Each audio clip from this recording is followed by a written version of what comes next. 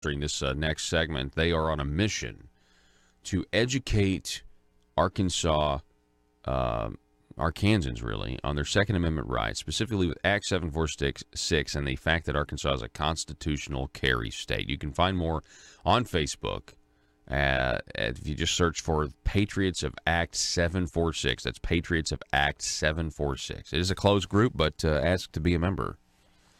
12,000 strong, that group. Very educated on Second Amendment rights.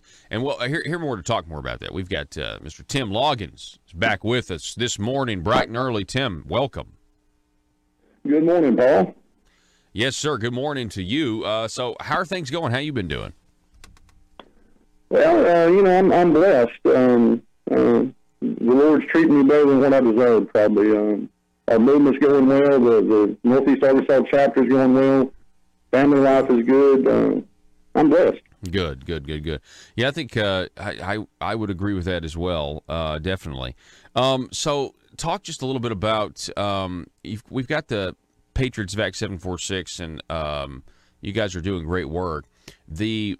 One of the problems, I think, and I know there was a lot of, let's just take, for example, the concept of open carry, which is a real thing in Arkansas now, thanks to Act 746. In the beginning, in the infantile stages when people were figuring out what this new law change was all the way back in 2013, there was an effort, a grassroots effort, to contact local law enforcement and actually go on demonstrations and walks. The people would go and they would walk downtown, open carrying their firearms, trying to educate people about what the law was. And that's true, right? I mean, did you participate in any of that stuff, or did you know anyone who did? I knew some folks that did. I didn't do any walks at that time. I was still employed in law enforcement at the time. Okay. So I guess the reason I'm bringing that up is this was an effort to try to unify the state, to try to educate people as to what the law was, which was, basically possession of firearms or a weapon have been decriminalized. The burden of proof is so high to convict somebody of just merely possession of a weapon. You have to be able to convict them of unlawful intent while carrying, which means you have to be able to read their thoughts, or you have to have someone dumb enough to text somebody, "I'm on my way to kill you with my gun while I'm open carrying." That's going to be hard to prove. My point is there at the time it was hard. There was a patchwork of laws. You had some law enforcement heads that just didn't want to recognize it. We have the Arkansas State Police that still are allergic to this in many ways. I think that's slowly going away. But with this idea of having a patchwork of laws, depending on where you are located in the state of Arkansas, is not good government. And it's not, I think, what anybody, whether you're against the Second Amendment or not, I think everybody wants to know within reason how they're going to be treated by law enforcement and what freedoms they have or what they're going to be arrested for. Do you agree with that, Tim? I agree. That was the initial response by law enforcement, and it's still the response of the state police to some extent. Honestly, Paul, our governor has made us digress just a little bit on that. His recent opinion to the state police says it's up to the individual county prosecutor on whether to charge or not, and that's actually contrary to Arkansas law. We have a preemption law in Arkansas. The law should be consistent all the way across the state, and the prosecutors don't get to choose, depending upon the area, whether they're prosecuted or not. So we had some false information by the governor that's, I don't know if I want to say it's made us take a step back, but it's like 2 steps forward and 1 step back. Let's put it that way. Yeah, I mean, that's kind of why I set it up with the people who were going on these open carry marches all the way back from 2013, 2014, trying to educate, trying to not have a patchwork or a kind of a very arbitrary enforcement of the law depending on which county you're in or which city you're in. That was the effort of these marches. That was the effort of these open carry walks. That's what they were trying.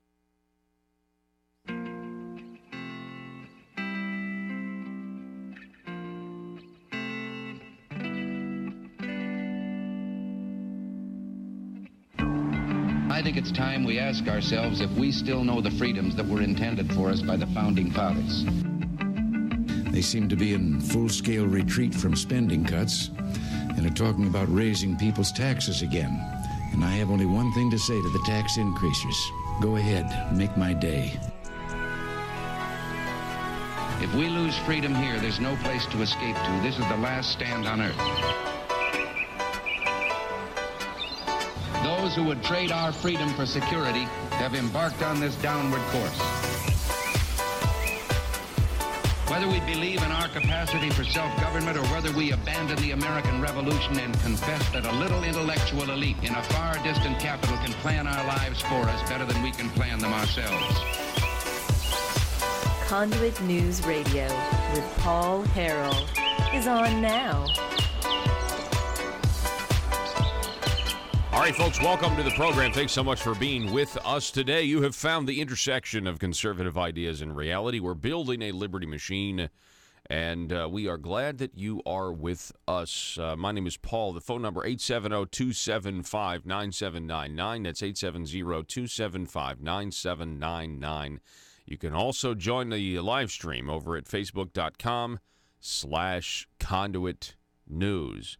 So, I guess towards the end of the program yesterday, we were discussing a very, well, what I will still describe as very odd actions of Governor Asa Hutchinson when he, speaking at the Political Animals Club of Little Rock, I guess now 2 days ago, basically calling out Conduit, complaining that, complaining about,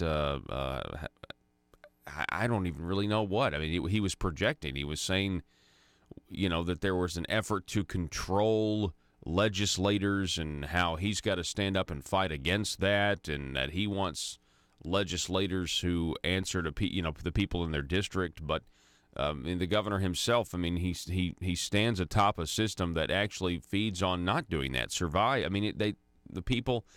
I mean, it's about Little Rock's interests or the Marble Palace interests, and that trumps the people's interest all the time. I mean, it's happening right now in many regards. I just found it very interesting. You can see yesterday's show if you want to get more into that. But, I mean, I'm not the only one that noticed how strange it was. We have this new piece out by John Brummett this morning.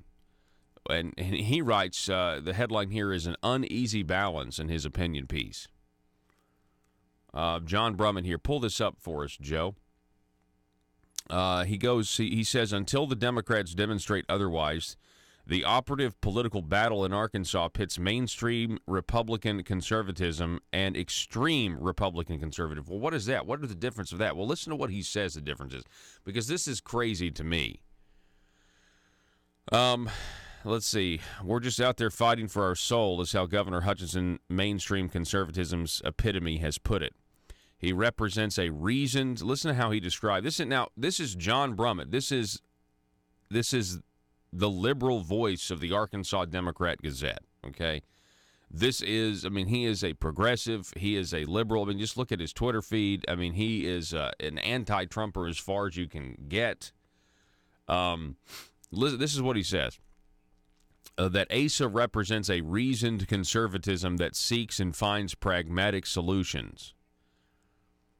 Let me ask you, do you feel like Arkansas's problems have been solved? You feel like Asa has solved them? I mean, maybe some of you do. So the liberal voice of the Arkansas Democrat Gazette describes Asa Hutchinson as a reasoned conservative that seeks and finds pragmatic solutions. His detractors, John Brummett goes on, his detractors on the right advocate a zealous and ideologically purer conservatism.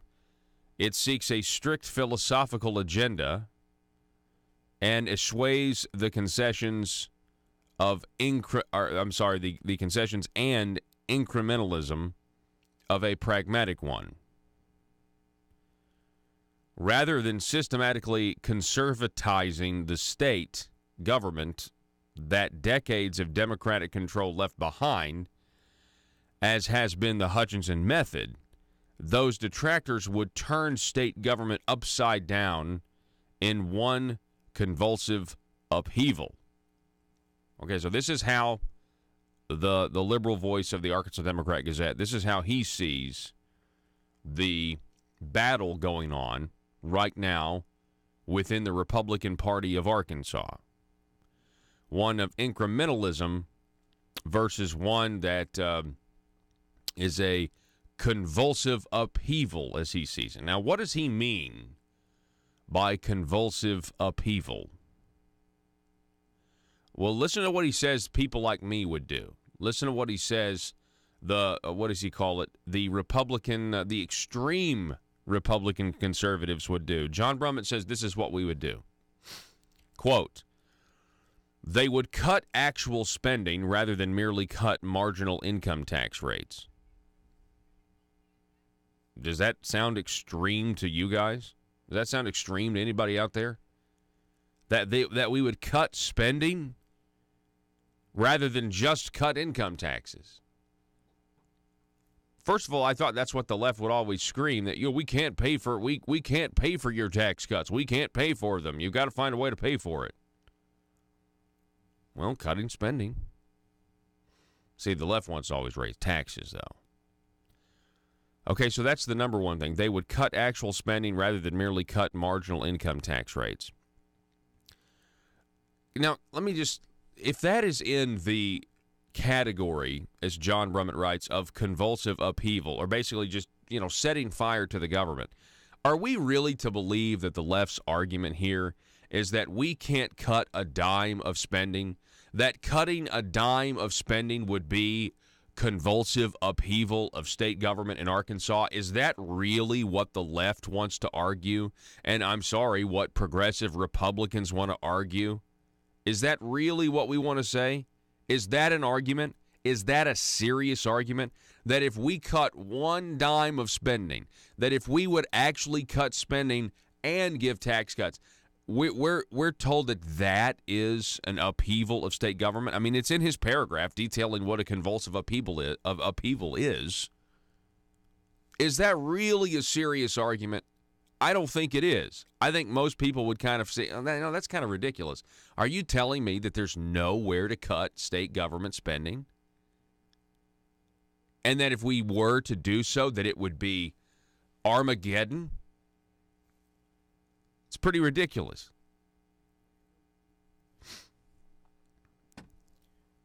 They would cut actual spending rather than merely cut marginal income tax rates.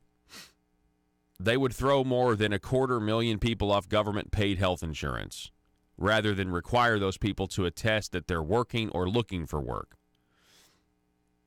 Well, it just really goes into, I guess this is interesting that John Brummett here is, well, I don't know. He's actually not saying that he's for the work requirements. He's just calling it as he sees it. From the left, he's seeing what he sees going on in the right. Rather than require those people to attest they're looking, I don't have any confidence that the work requirements are going to do what they say they're going to do, because it's government telling you what government program is going to do. It doesn't necessarily work out most of the time. Whatever they say they're going to do, it just doesn't happen. He goes on. Rather than allow guns everywhere except a couple of places, they'd allow guns even at those places. Rather than fret about whether a bathroom bill or a religious discrimination measure against gays would send a damaging message to potential investors, they would proudly pass a bathroom bill and a religious discrimination measure against gays and tell liberal-minded economic prospects that they didn't want their blue state blather anyway. Now, let's stop right there. Let me decode this for you. This is John Brummett still enamored with Governor Asa Hutchinson's stand on the Religious Freedom Act back in 2015, the Religious Freedom Restoration Act, where he caved. John Brummett, that's what John Brummett thinks is pragmatic about this governor, is that Asa, when he supported a Religious Freedom Restoration Act all the way to his desk and then got a call from the corporate interests in Walmart right? That was somehow a good thing. That's the pragmatism he's talking about there, right? And he goes on. These distinctions are deep and important, and darned if Hutchinson didn't call out his detractors Tuesday in remarks to reporters after speaking to the Political Animals Club in Little Rock. Okay, so here it is. This is Brummett observing what we covered yesterday. ASA referred to a well-funded network of political action groups, generally under the heading of Conduit for Action, located in Fayetteville and spearheaded by businessman Joe Maynard and attorney Brenda Vassar-Taylor. Now, let's just stop right there because Brummett is linking things here that are not necessarily true.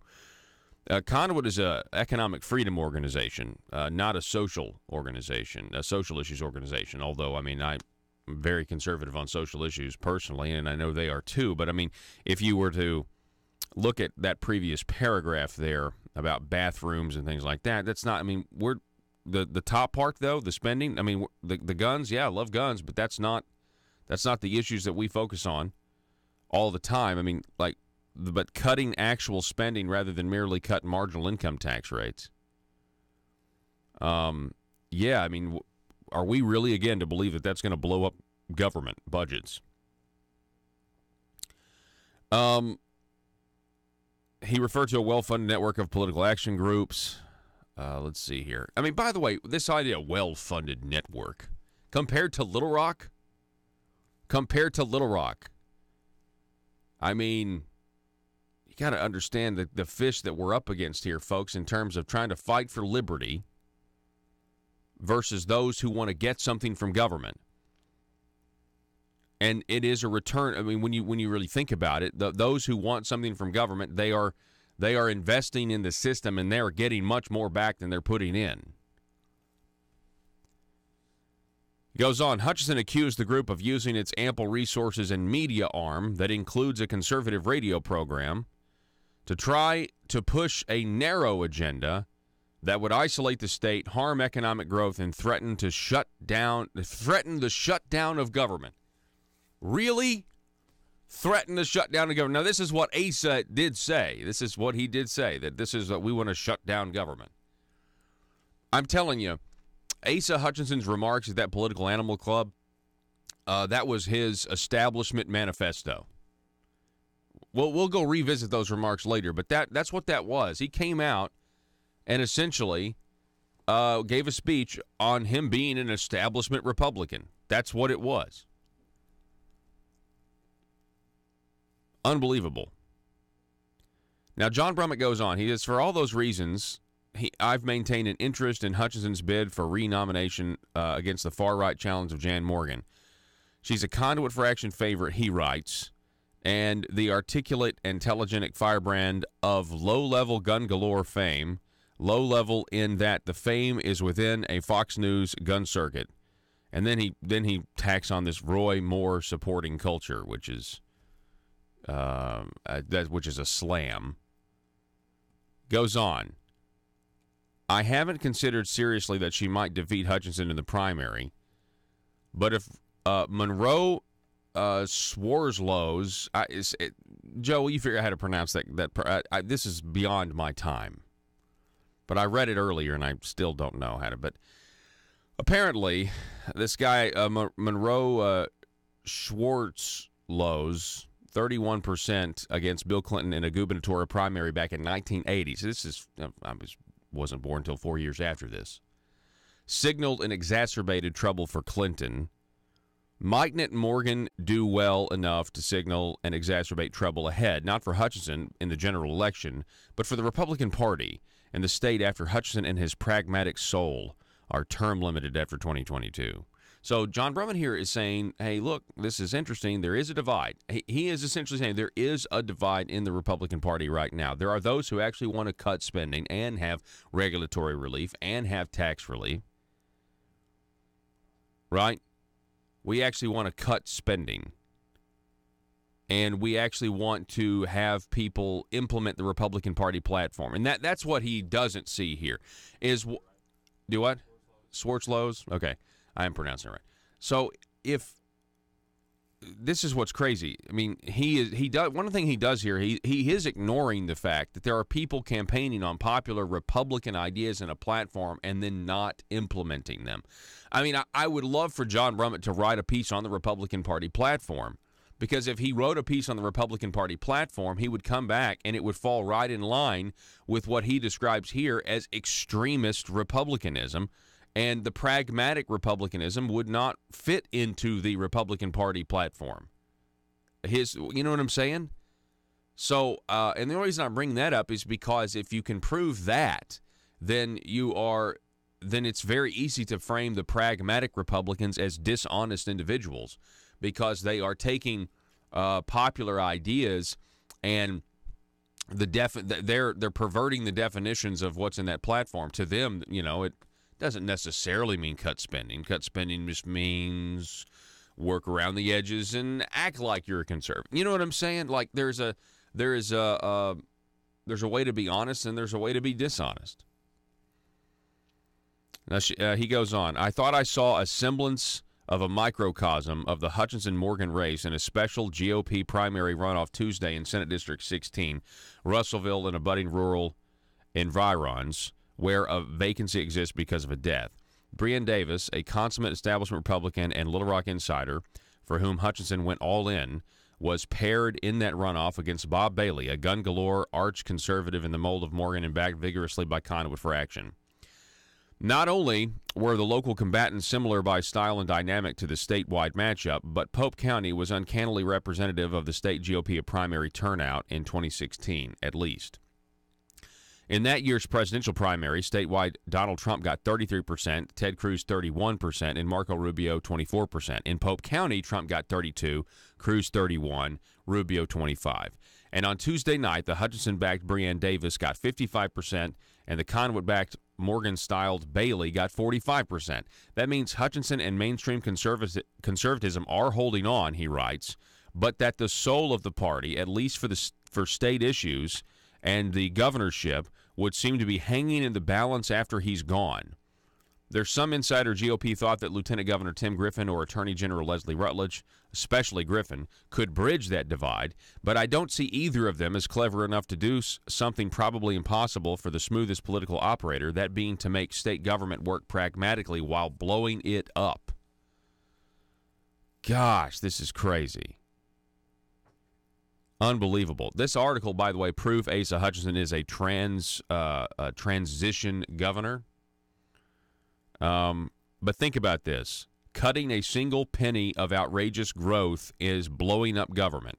That is not a true statement, but that is how John Brummett is characterizing many of the listeners of this program right now. And he ends his article 55-45% for the mainstream over the extreme in Russellville on Tuesday. That's a margin not quite big enough to offer either comfort or inject fear. It's vaguely and uneasily non-definitive.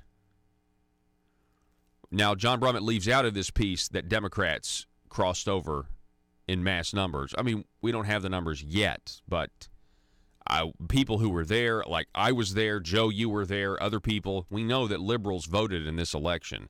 So what do you consider pragmatic conservatism? If pragmatic conservatism means Democrats and liberals voting to sabotage a Republican primary, I know we got to go to break, but yeah. The definitions, I would probably disagree, but this is an interesting observation from the liberal voice of the Arkansas Democrat Gazette, John Brummett. We got to take a break. Back in just a moment.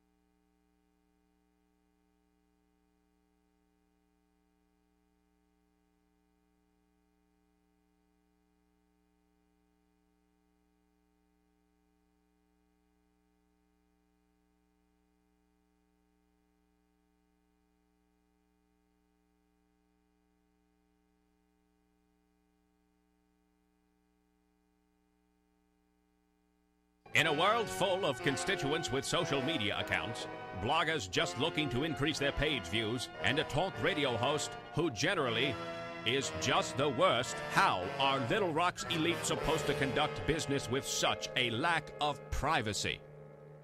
Introducing the 1835 Club, older and more refined than other clubs that claim discretion. The 1835 Club is for seasoned political veterans that want to conduct the highest form of aristocratic business with the public's money. Are you a schemer? Do you someday want a guaranteed flow of taxpayer money to support your business? Is it your dream to see the .gov domain at the end of your business website? Don't listen to the imitators. The 1835 Club is the place where corrupt politicians and businessmen hatch their next crony schemes. At the 1835 Club, we make lobbying safe and legal. Ethics. Why, of course. All business is done in an ethical manner. Just look for the sign above the door that reads, loophole. Are you tired of the Capitol Police restricting your access to the roof after a perfectly good night of drinking? The 1835 Club has libations and a perfectly good roof. Other crony clubs that promise discretion try to lure you in by advertising bars made out of aeroplanes. Well, at the 1835 Club, instead of an airplane fuselage, we've got a space shuttle. No, not a bar. We've got an actual space shuttle that makes a daily run to the moon so members of the 1835 Club can have some real privacy away from the bloggers and taxpayers. Are you an Arkansas aristocrat? Do you want to be? It's the 1835 Club, and we work tirelessly to make sure the good old boy system remains alive and well. Join today. Disclaimer. The 1835 Club reserves the right to deny membership to anyone who has principles. Any talk of the Declaration of Independence or the Constitution must be done in jest or, at the very least, with a condescending tone. And finally, the 1835 Club will be given a 25% commission of any agreements made between politicians and the business community. PHP Parody.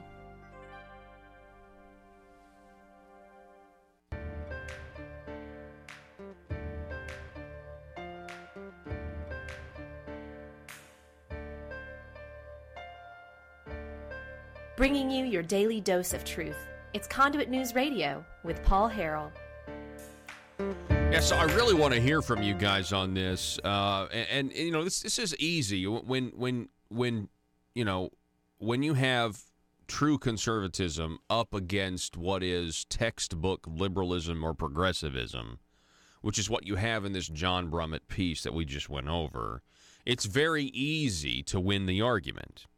And I'm just telling you, conservatism it's very easy to win the argument against liberals. I mean, that's why they're now trying to shut down speech. Not that John Brummett is. I'm just saying, when you get to this point and he describes what we are trying to do, what limited government conservatism is trying to do, and let's just take the spending argument. He thinks that if I was emperor, he thinks that I would blow up state government. Or that you guys out there listening, your philosophy would blow up state government. And then he goes on to describe blowing up state government is cutting spending. I don't think that's a legitimate argument. I don't think most people across this state would agree that cutting the size of government by not spending. I mean, folks, we're not even talking about, he's really not even, like many of us, yeah, I'd like to cut spending. But why don't we just talk about the increases in spending? Why don't we stop increasing the spending? See, John Brummett's even against the stopping of the increases. That's going to be blowing up state government? What is abundantly clear is that John Brummett and the liberals prefer Asa Hutchinson and his court at the Marble Palace. Back in just a moment.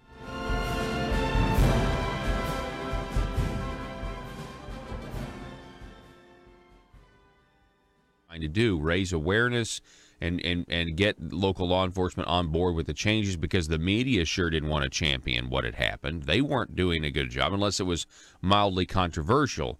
And so this was the effort. And so what I would say is I would take it and say I think Asa, with his stance, is actively working against the efforts of grassroots people who have been trying to change their government and get their local officials to be made aware of what the law actually says. And it did change back in 2013.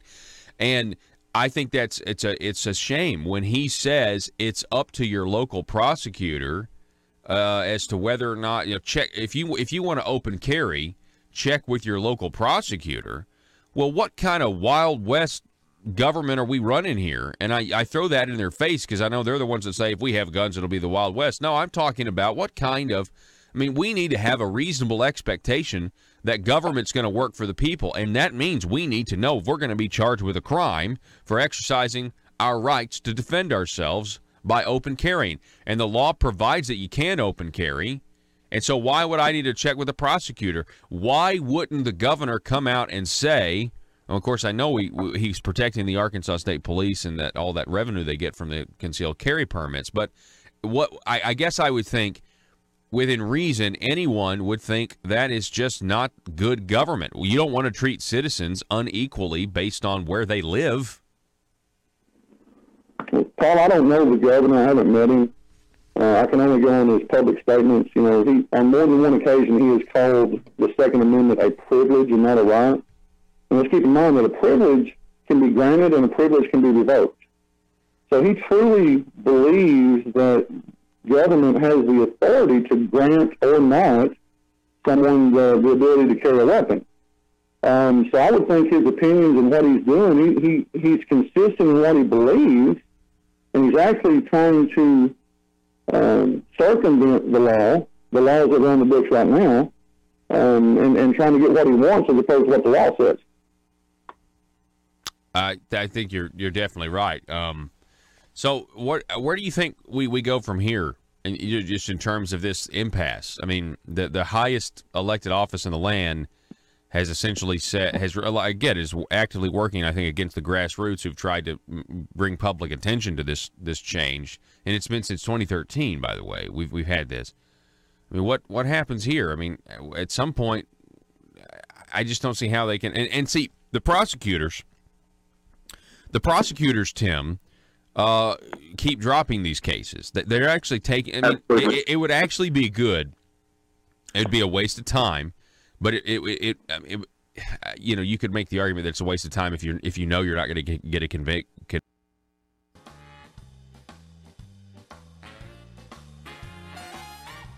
Determined to drain the swamp in Little Rock, it's Conduit News Radio with Paul Harrell.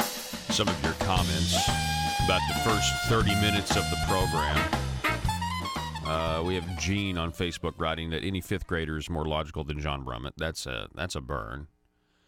We have Tim on Facebook writing that the Trump tax cuts equals convulsive upheaval, making this argument. Yeah, I think to liberals that's what they believe. Any actual implementation of conservative policy.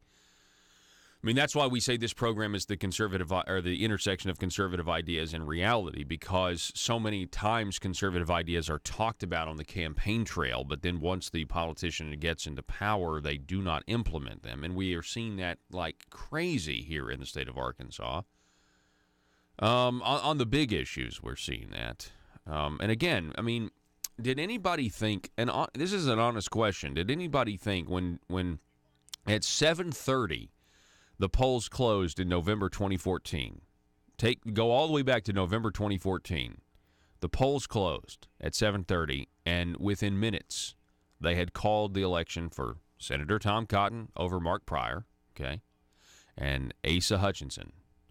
Did anyone think that John Brummett would be writing pieces and supporting Asa Hutchinson the way he does?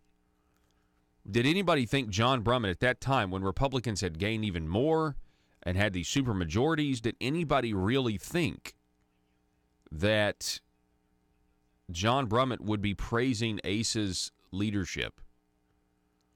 Now, there are progressive Republicans like Asa that actually see that as, I'm getting the praise from the left. Well, you're not getting any praise from the right. Asa is more worried about criticism from the left. We saw this with the Religious Freedom Restoration Act, by the way. He was more concerned with criticism from the LGBT, RSTLNE, would you like to buy a Val community, than he was people on the right who didn't understand why all of a sudden religious conscience was not okay to have anymore. Didn't understand that a Religious Freedom Restoration Act that mirrored what Bill Clinton and Al Gore supported in the mid-'90s on a national level all of a sudden was taboo in the state of Arkansas. People didn't understand that, but he wasn't concerned about you not understanding it. He was more concerned about Walmart and the left. And that was a huge missed opportunity. You know, if radical conservatism, the way John Brummett sees it, if it really is upheaval, it would have also been an upheaval for Asa to have taken that opportunity to use his bully pulpit and have a teaching moment and look at the press and stand up for the people of Arkansas and say, listen,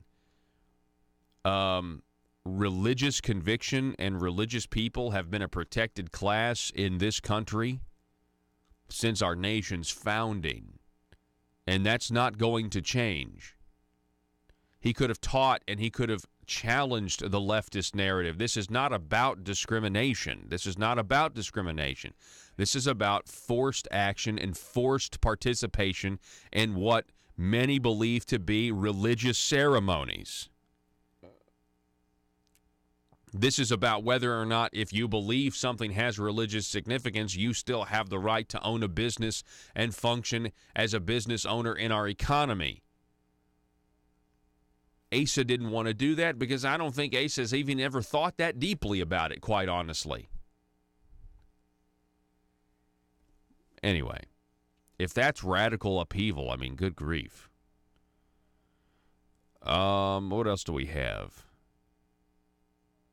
Other comments here on Facebook.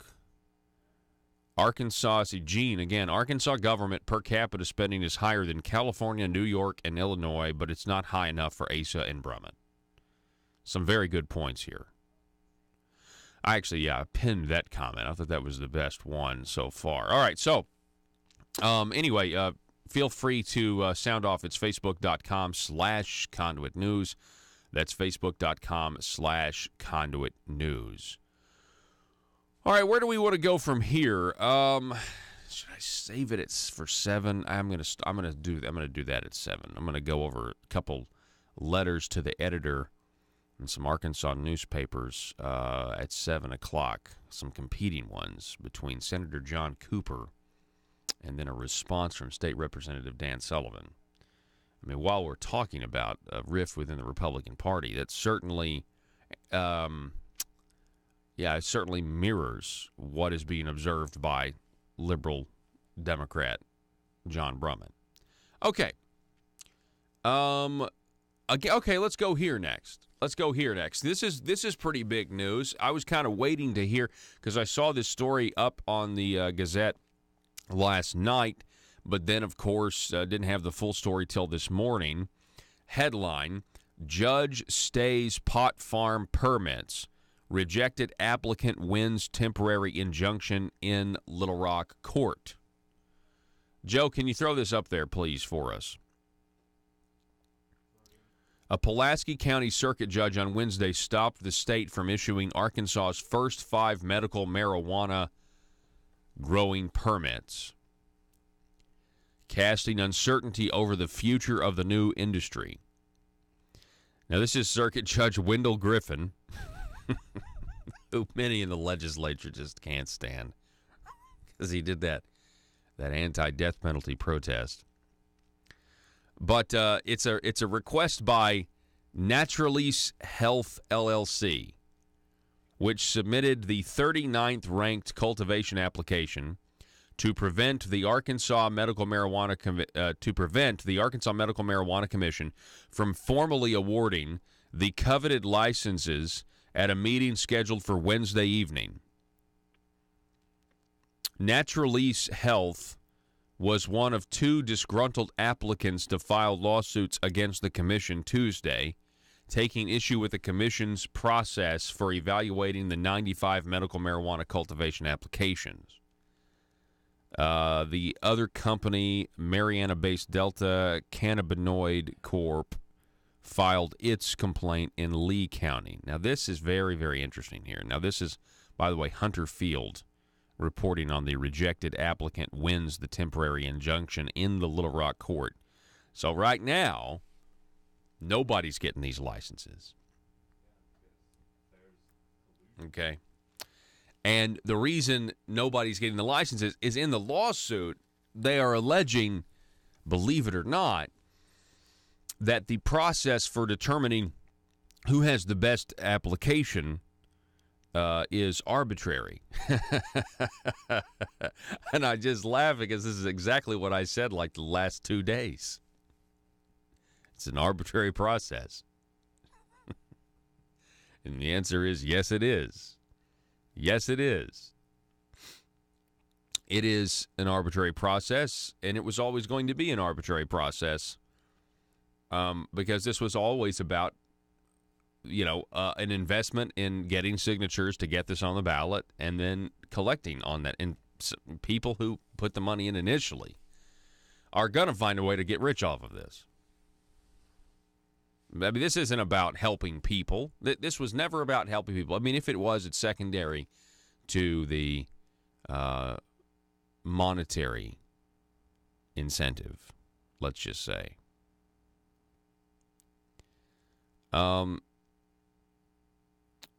So the snag makes Arkansas the latest state to have the rollout of its medical marijuana program bogged down by legal challenges.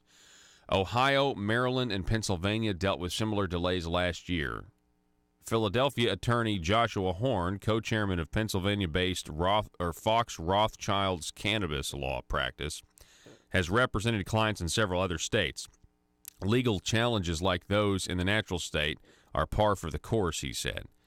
Quote, the reason why, I think, is so many people look at Colorado and think, boy, if I get a license, I'll never have to work another day in my life, Horn said.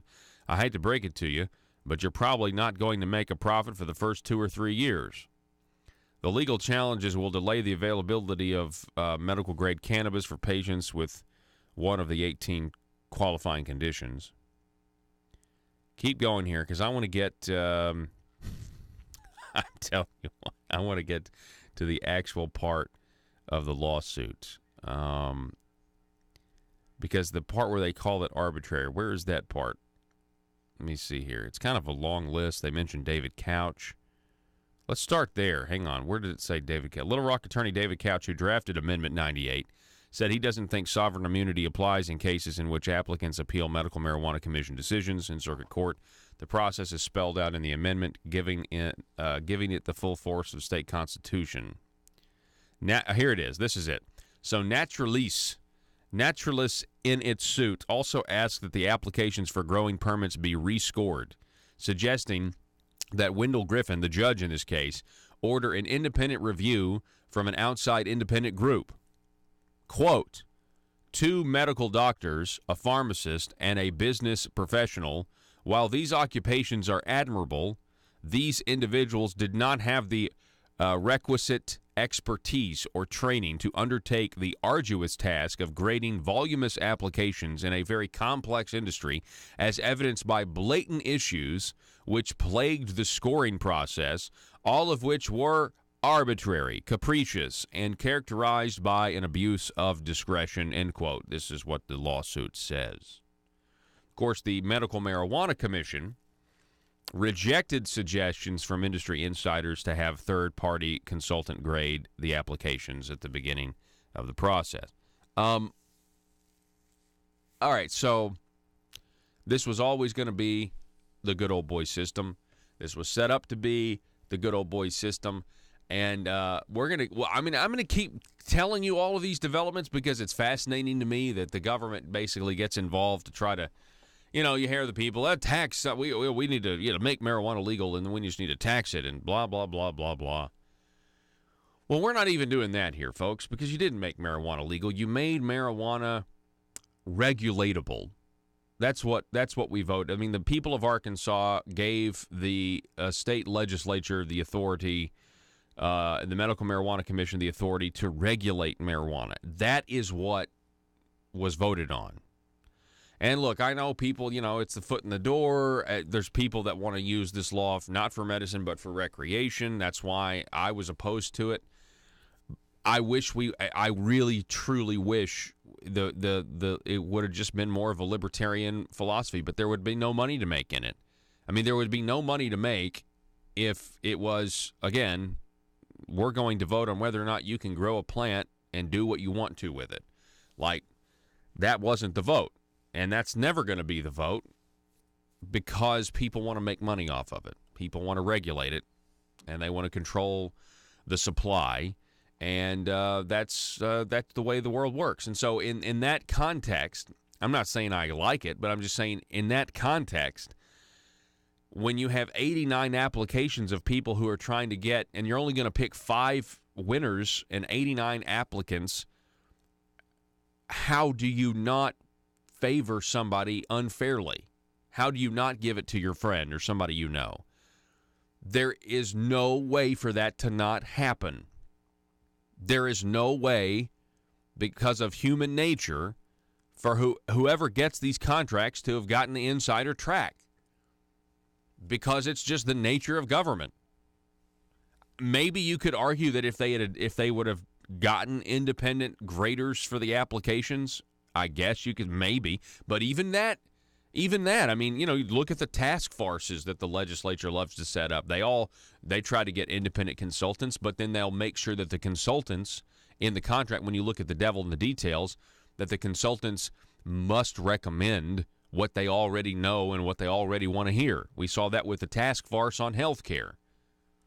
There was no chance that the consultants they hired were going to come back and say, no, you need to get rid of Medicaid expansion, it's too expensive, because they told them that wasn't an option. It was in their contract that they had to recommend a path forward by continuing coverage. Of course, that's what the law said anyway. By the way, if Medicaid expansion, somebody give me a phone call. Jim Hendren, the governor's nephew, the majority leader, the next president pro temp of the Senate, back in 2015, he said his bill that was passed, signed into law, and fully implemented by now, he said his bill was going to end Medicaid expansion. Will someone call me and tell me if it's ended? You're welcome to do it.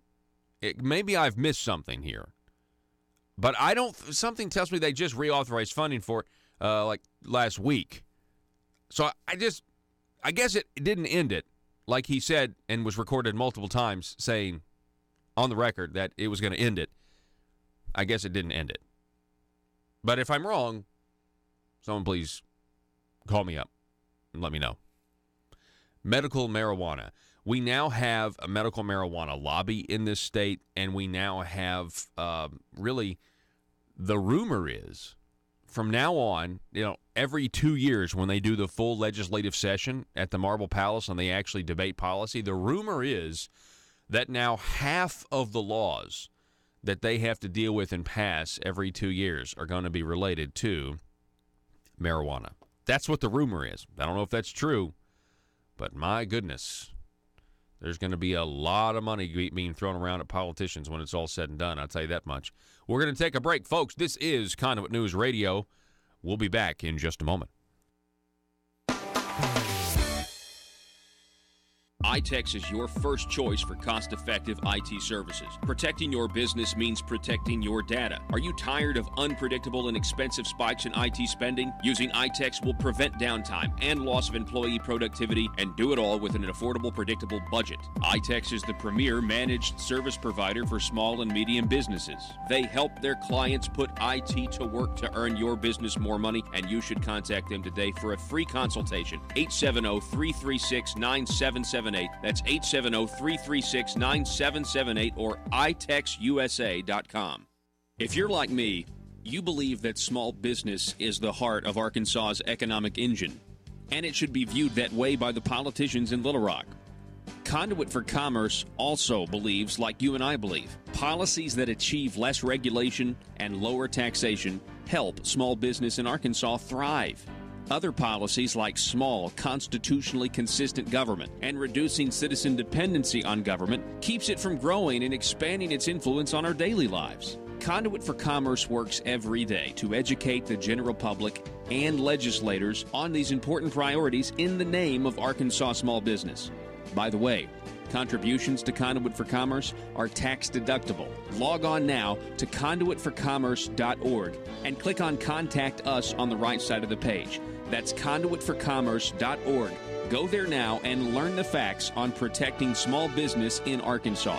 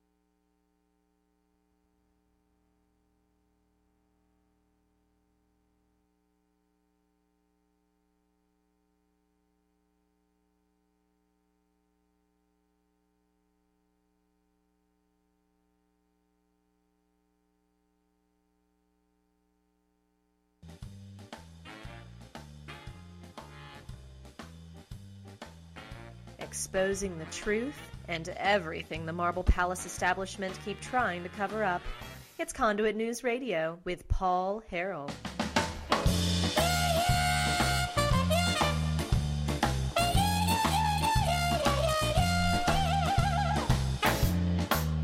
Here's what the bill says. I'm not going to go through all this. I'm just going to tell you, each one of these cases that I put up there is where it says it ends Medicaid expansion. It ends it. And there's a lot of people who say, well, it would have ended anyway. It would. The private option would have ended. Medicaid expansion would not. And it's just a flashback piece of audio there.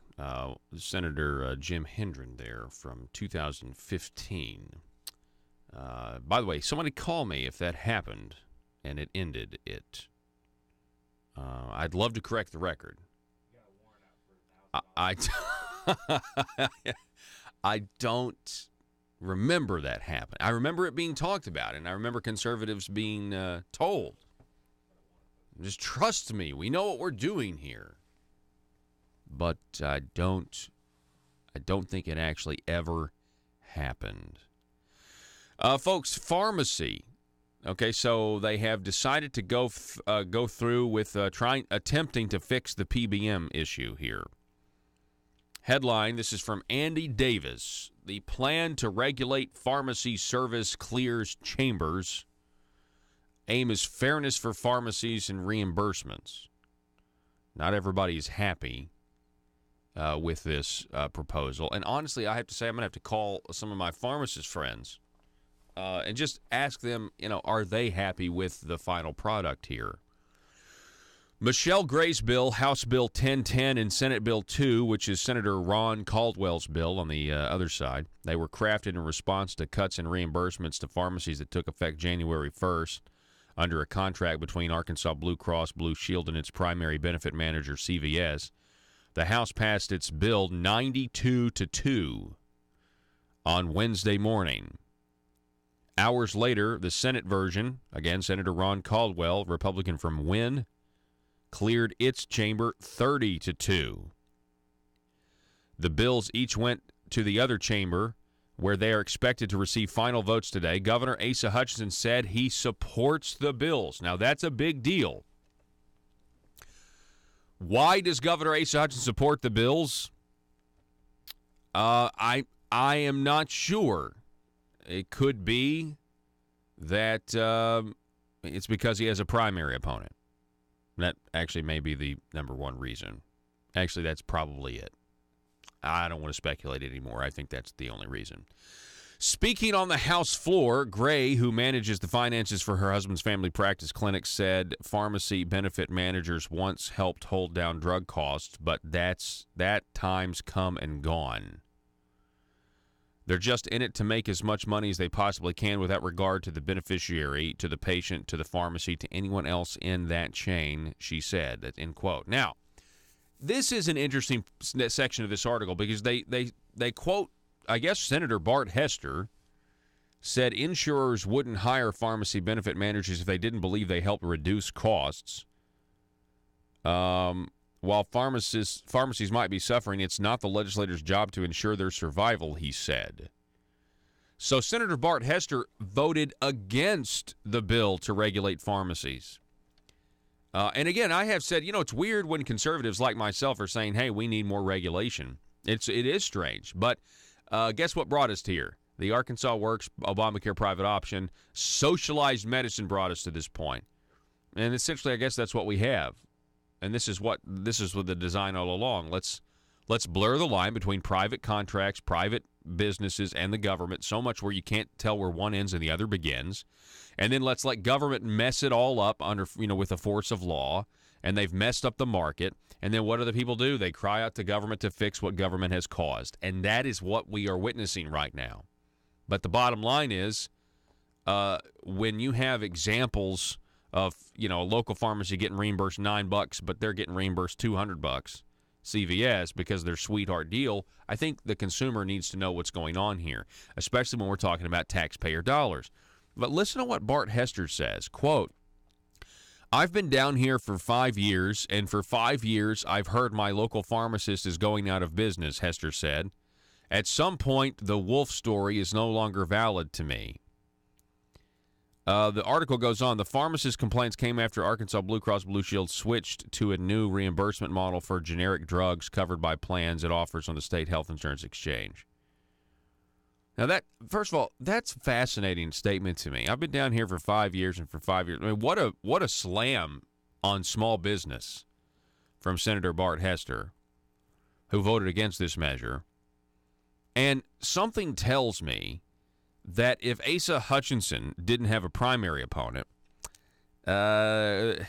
this may, I mean, you know, something tells me, it's a speculation, but this concept, this statement from Bart Hester here might actually be a little bit more mainstream. We might have heard it from a few more people. Let's see here.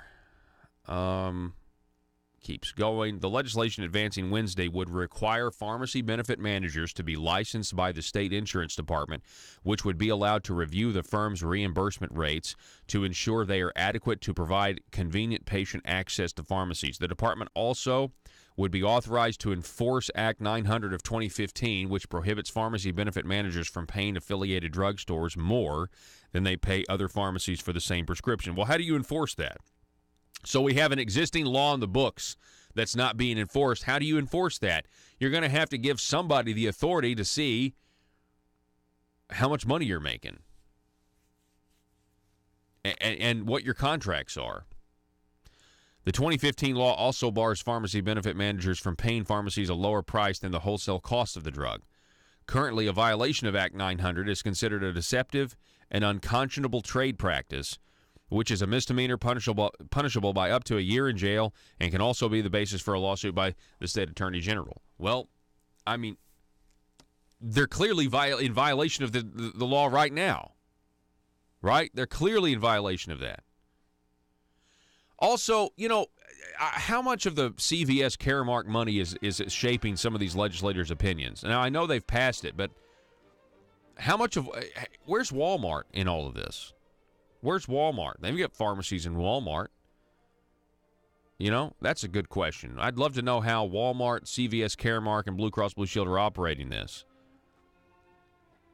This all started with Medicaid expansion too. I mean, I think they even bring that up. The pharmacist complaints came after Blue Cross Blue Shield switched to a new reimbursement model for generic drugs covered by plans it offers on the state health insurance exchange, including those covering enrollees in the state's expanded Medicaid program. Again, the gorilla on top of the Capitol Dome never goes away, using taxpayer money to pay Blue Cross Blue Shield, and then they're putting local pharmacies out of business. Your own government working against local small pharmacies. Crazy. Back in just a moment. The news and talk of Northeast Arkansas. This is News Talk 101.3 FM and 12:30 AM KBTM, Jonesboro, an EAB radio station. Conviction to waste the court's time. But, I mean, if there was a judge that would rule on this, if some prosecutor would try to charge somebody with the possession of a weapon under this statute, and the judge says, no, sorry, I mean, that would set some sort of precedent that might actually help to solidify this, but it's never gotten to that point, has it? The prosecutors know the law, and they're not going to take a case to court that they're going to lose. They're not going to waste the money. They're not going to risk the bad press. So they understand the law, and what winds up is you have low information voters, as some people call them, that don't know their rights and don't know the law, and so they're afraid to exercise their rights. Yes, we would love a case in court. There's been several of us that have almost begged prosecutors and law enforcement, please arrest me. And as soon as they see that you know what the law says, they quickly steer away from that. No officer wants to arrest someone and have it thrown out. Now, they will say they'll arrest you, but when it comes right down to it, that really doesn't happen that often. Yeah. Maybe 3 or 4 times in the last 4 years. Yeah. Yeah, I mean, they certainly that's what's sad is we're not actually getting the end result, because they certainly make the people who get arrested, they make their lives miserable for a time, you know, but eventually the prosecutor just, like, you know, throws the court case. I mean, I'm sorry, does not pursue the charges. And we haven't had a successful. We don't have a precedent yet. It hasn't went to court. We've been asking for it, but we can't get it. Mm-hmm. And there's a reason for that, because the law is very clear. If you don't have unlawful intent to employ that weapon against the person, you're not guilty of carrying a weapon. Mm-hmm. And I'll go even further. We still have a $1,000 bounty at Patriots of Act 746 for anyone that can show us the penalty for carrying concealed without a permit. Yeah. Or show us where the law says you have to have a permit. And so, it doesn't exist. Senator Linda Collins Smith did fire off a letter to the Attorney General Leslie Rutledge asking to see where the penalty is for carrying, right, without a permit, correct? That's correct, Paul. I'm actually a little upset. The Attorney General was on your program last week, and I was hoping she would use that opportunity to at least preview what she's going to do with that request for an opinion, and she didn't mention it at all. And I'm hoping that I'm hoping that she goes on and issues the opinion before May 22nd, and she doesn't sit on it until after the primary. Yeah, that's a good point. I was I kind of dropped the ball there. I didn't ask the question. I should have. To be honest, it just slipped my mind. We were doing that interview focused. I was focused more on the PBMs and the the Arkansas works. Well, the Obamacare lawsuit, because I thought it was interesting where ASA is fighting tooth and nail to keep a socialist health care program from a socialist president. And yet another constitutional officer, Leslie Rutledge, is signing on to a lawsuit with other states that would actually end that program if we won. So that's encouraging to me. Do what? That's encouraging to me, because that sets the stage for her to issue a good, clean opinion. I'm just hoping she does it before the primaries. And as a matter of fact, I'm going to go ahead and call on her to please issue that opinion and get it out as quickly as possible. I know she's a good public servant, and I think her heart's in the right place, and now is the time for her to make sure that the law is clear. Yeah. And give a good, clean opinion. Yeah, and so, again, for folks who are not listening, this may be news to you, but, back in, was it the 90s, Tim, they started issuing those concealed carry permits back in the 90s, right? That's correct. And essentially, we don't need those, and yet we've been conditioned psychologically to assume that we have to have those in order to carry a weapon. Well, and what a lot of folks don't know is, there's 12 states right now that are constitutional carry. 11 of those have concealed weapon permit programs because it's good for reciprocity when you're traveling out of state. It quickens the process for purchasing a weapon from an FFL. There's a reason for a permit if you choose to get it, but you don't need one in Arkansas. If you're going to be carrying in Arkansas, you can carry open and concealed. There's no law you're going to break if you do that. And see, this is such, it shouldn't be provocative, but it is, and this is the great work that the Patriots Fact 746 are doing. You guys are, again, on a mission to educate about what the law actually says, and I so appreciate you coming on the program, Tim. And before we go, you guys have a...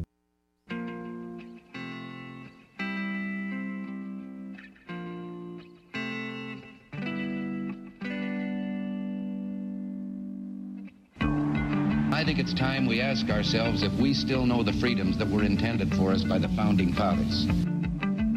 They seem to be in full-scale retreat from spending cuts and are talking about raising people's taxes again.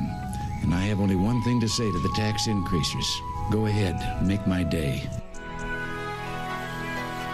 If we lose freedom here, there's no place to escape to. This is the last stand on earth. Those who would trade our freedom for security have embarked on this downward course. Whether we believe in our capacity for self-government or whether we abandon the American Revolution and confess that a little intellectual elite in a far distant capital can plan our lives for us better than we can plan them ourselves. Conduit News Radio with Paul Harrell is on now. Welcome to the program. This program continues to grow. Its reach continues to expand and continues to really unnerve the political establishment at the Marble Palace and all of the members of the court there. And so it is it is good to be here. This is hour number 2, the intersection of conservative ideas and reality. Our phone number, 870-275-9799. You can also sound off, facebook.com/Conduit News. We have anything new going over there? Let me look. Just new people joining. A lot of people don't like to get up at 6. A lot of people like to get up at 7. I have realized that one. Okay, let's do a little bit of a walk back, shall we? We have here, hang on one second, and I've got to get these letters have somehow escaped me. Yeah, okay, so up here in northeast Arkansas, and that is where I'm from, we have 5 delegates, okay? We have 1 senator from this area. We got more than 1, but we have 1 senator in particular whose name is John Cooper, okay? Senator Cooper was elected on a very conservative platform and then immediately changed his mind. So that's very frustrating.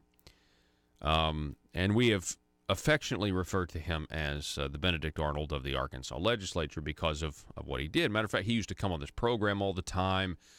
He talked about how conservative he was. He talked about how, well, my goodness, I mean, he talked about, I mean, the night that he ended, I mean, he talked about how the private option had been rejected. I mean, all kinds of things. And, I mean, he even went and campaigned for Senator Scott Flippo against John Burris, which was a big deal. And it's strange that now Senator Cooper votes the opposite way that Scott Flippo votes, even though one of the key concepts was a limited government, you know, and everything else. It's extremely strange. I am extremely disappointed that I ever supported Senator John Cooper for his position. And it was and it's personal because a lot of the grassroots people in northeast Arkansas, they went and knocked doors. There are people from all over the state that came and knocked doors. And he just, I mean, he acts like, I guess he acts like he got elected without any of our help. And it's just really frustrating. He is just totally sold out to the big government. The big government Marble Palace establishment. For example, just to go down memory lane, John Cooper said this on the night he was elected. Listen what do you think, if anything, this election says about what the voters of Northeast Arkansas think about the private option? Well, I think our opponent made it about the private option, and obviously it's been rejected. And this was more. Here's some more clips of Senator John Cooper when he was running for office. First of all, I'd say I'm opposed to the private option. It is Obamacare in Arkansas, and Obamacare from the beginning to the end is an unworkable act. It is a gathering of power, and it will not provide the health care that we need. Mm-hmm. If we we're still 49th. We are putting Arkansas on the hook for a couple of years. There is a short-term savings, but a couple of years down the road, there is a crossover of costs, and then it's going to be very expensive. Secondly, the idea that this will reduce the amount of cost that is unreimbursed by emergency rooms is also false, because statistics now are showing that that's just not the case, that those costs are also rising regardless of whether or not the private option is incorporated. This is the implementation of the health care exchanges in Arkansas, which is the very fiber of Obamacare. And it is a system that right now is bouncing along on square wheels. It is very expensive. It's going to get more expensive premiums are going up and copays are going up. And just this morning we looked at our copay, and it was up tremendously. That is Senator John Cooper when he ran for office, and then it basically lasted about a month, and then he was co-opted into the fold. And then, of course, he was the deciding vote to actually kill a plan that would have advanced to the full Senate that would have gotten rid of the program. This was in 2015. That's why, I mean, when we say he's the Benedict Arnold of the Arkansas legislature, that's what I mean. You have no idea how many grassroots limited government people supported him, and then he turned his back on the people of his district. And so when he writes this letter, shockingly irresponsible, back on March the 9th of this year, criticizing state representatives for their votes on the DHS budget that included what is now called Arkansas Works, which is still Obamacare, he wrote this. Joe, this week, both Arkansas Senate and Arkansas House of Representatives voted on a key appropriation bills to fund various state agencies. Policy decisions are done by majority votes, mostly before fiscal sessions start. During fiscal sessions, policies are folded into agency budgets, and those are then voted with a 3/4 requirement for passage. Obviously, with a supermajority threshold, it is always tempting to try and kill the whole agency budget if you got outvoted on an embedded policy. Such a strategy may be tempting, but it is also irresponsible for a small minority to try to hold the whole General Assembly and billions of agency funding hostage. It has already been vetted in committees. That strategy has been attempted by extremists before, but has never been successful because most legislators have been more responsible than that. On Wednesday, SB 30 moved from the Senate over to the House. It passed also in the House on the first vote, but all 4 state reps from Craighead County voted no. That no vote was an effort to shut down funding for the Department of Human Services Medical Services budget. That is $8.2 billion worth of essential medical funding for our state. Failure to fund that would throw our state into unbelievable chaos, John Cooper wrote. Items contained in the DHS funding are nursing homes, hospitals, AR Kids, B, infant infirmary services, prescription drug payments, and employee salaries, among other things. Stop for a second. Since when did John Cooper use Democratic talking points when all we're trying to do is stop Obamacare, and he goes to the fear-mongering, pain point politics malarkey? He goes on, as you can see, this is not something to play political games with. It is the largest and most important part of the Arkansas budget. The last time the DHS budget was held hostage to irresponsible political games, it happened in the Senate, and I called out my colleagues for that when the vote failed. This time it passed, but there was a significant block of all 4 Craighead County state representatives who, by their votes, were willing to kill funding to your nursing homes, hospitals, AR Kids programs, medical care for infants, and much more. That is not only just wrong, it is shockingly irresponsible. Many of the constituents they serve are also mine, and it is disturbing that they are willing to defund services to my district and ultimately to the whole state. You may ask why.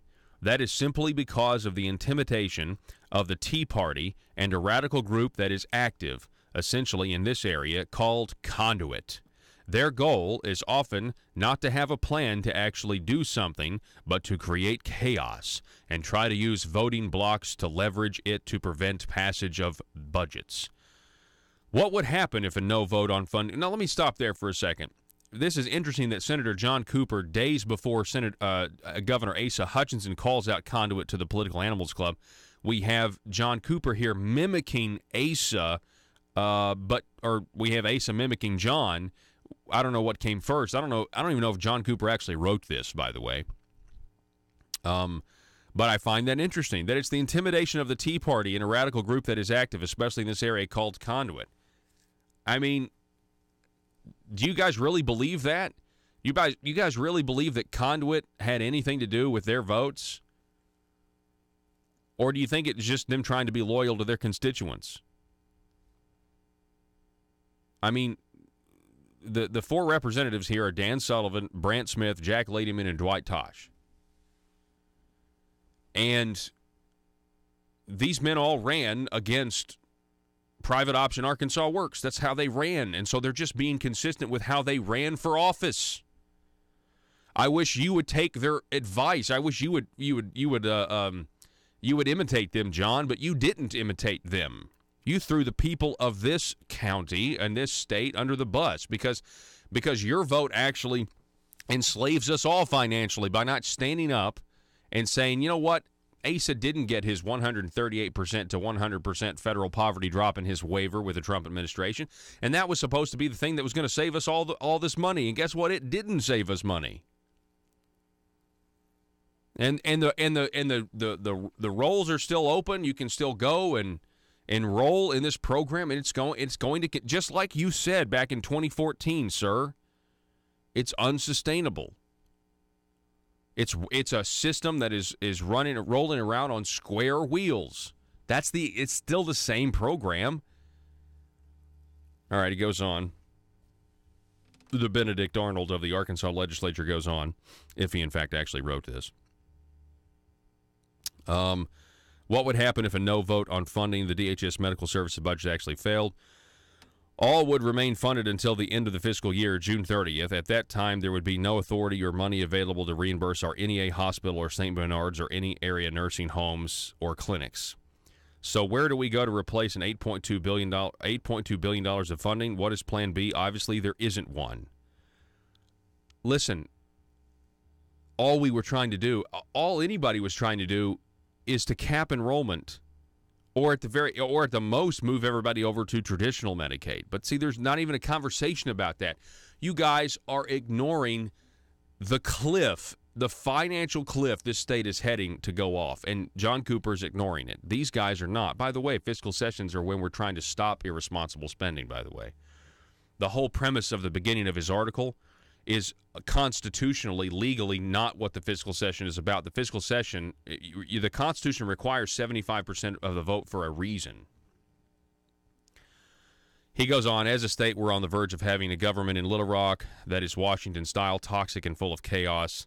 This should be a warning to all of us that elections matter and not to support radical groups that just want us to vote against virtually everything. No, it's not. We want you to vote against virtually everything. We want you to vote for smaller government, for things, for liberty, sir. Senator John Cooper, you are a monumental disappointment. I am so ashamed I ever supported you for anything. Now, thankfully, there's a response to this dribble of a letter. State Representative Dan Sullivan, a few days later, pens a letter, and it says this, setting the record straight. He writes, as one of the 4 no votes referenced last week in State Senator John Cooper's letter to the editor, I'd like to take this opportunity to set the record straight. This is my response and does not necessarily reflect the opinions of my colleagues. In the article, John accuses 4 NEA legislators of trying to kill the DHS budget by using unscrupulous, unheard-of tactics. He asserts that Obamacare Arkansas Works is good for Arkansas, implies we are isolated, out of touch with those we represent, and intimidated by his former allies, voters, and donors. His former allies. That's right. I voted against the DHS budget, Dan Sullivan writes, in an attempt to spark public debate of Arkansas Works. Senator Cooper acknowledged my rationale in a text to area mayors stating, it's always about Arkansas Works, whether they, the 4 NEA legislators, say so or not. Why would you mislead the readers by saying I oppose the DHS budget when my intent was to expose the flaws of Arkansas Works? Well, that's easy. That's an easy answer to that question, Dan, because he is using Democratic tactics and is a political hack. In 2014, the Senate President pro temp made a commitment you failed to honor, not to turn the DHS budget into an all-or-nothing political football game by embedding Arkansas Works into the DHS budget. Also, in 2016, the governor used what was essentially a line-item veto, unauthorized by the Arkansas Constitution, as an end around to pass Arkansas Works. To my knowledge, you supported that tactic. In the 2018 fiscal session, the Treasury budget was voted down in order to strip a particular language from the Treasury budget legislation. There are countless examples in committee and on the floor where this strategy is employed. Why misrepresent what you know to be true? Your attempt to portray us as isolated outsiders is simply not true. We stand beside President Donald Trump, who is working to eliminate Obamacare. We stand beside our Arkansas Attorney General, who has joined other states in a federal lawsuit to declare Obamacare Arkansas Works unconstitutional. We stand beside our Lieutenant Governor's 2014 statement, a statement he has affirmed many times, that Arkansas Works is unsustainable, and we stand with our Secretary of State, who firmly and recently opposed Obamacare Arkansas Works in a statewide radio broadcast. And lastly, Dan Sullivan goes on, we stand by our constituents, including those who worked hard to get you elected in 2014. Obamacare Arkansas Works is a progressive concept that has resulted in the largest expansion of government in American and Arkansas history. In effect, over the past 4 years, since Arkansas implemented Obamacare, the private option Arkansas Works, we have seen no improvement in our health ranking. We remain 49th. It's clear health insurance does not equal improved health.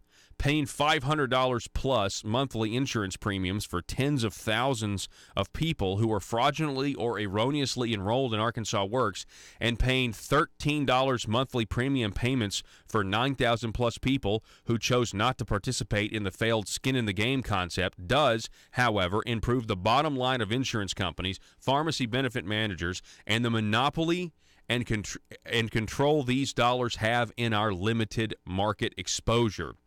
Dan Sullivan goes on, State Representative Sullivan, I won't pressure your motivation for writing your article.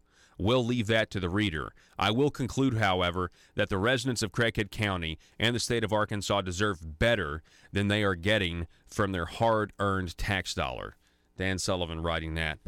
He's a state representative who lives in Jonesboro now. Last hour, we were talking about John Brummett's article where he is noticing the rift between Republicans and commenting on it. Here we have, even in a local area, we have a Northeast Arkansas senator publicly calling out 4 other of his fellow colleagues in the House for their votes. I don't know. Maybe Senator Cooper's embarrassed that he doesn't control those 4 senators. Maybe like other senators control their reps. I don't know what it is, but very good job by State Representative Sullivan in rebuking what Senator John Cooper, out of the blue attack on those 4 reps and out of the blue attack on Conduit, which he used to be a fan of, by the way. And so at some point you got to ask yourself, John Cooper, who has changed? Who has changed? You used to come on this program. I've always been for limited government. You said that you were. I haven't changed. You're the one that changed. And you know what changed you? The Marble Palace. You couldn't stand up to them. They got to you, and you've now changed. Back in a minute.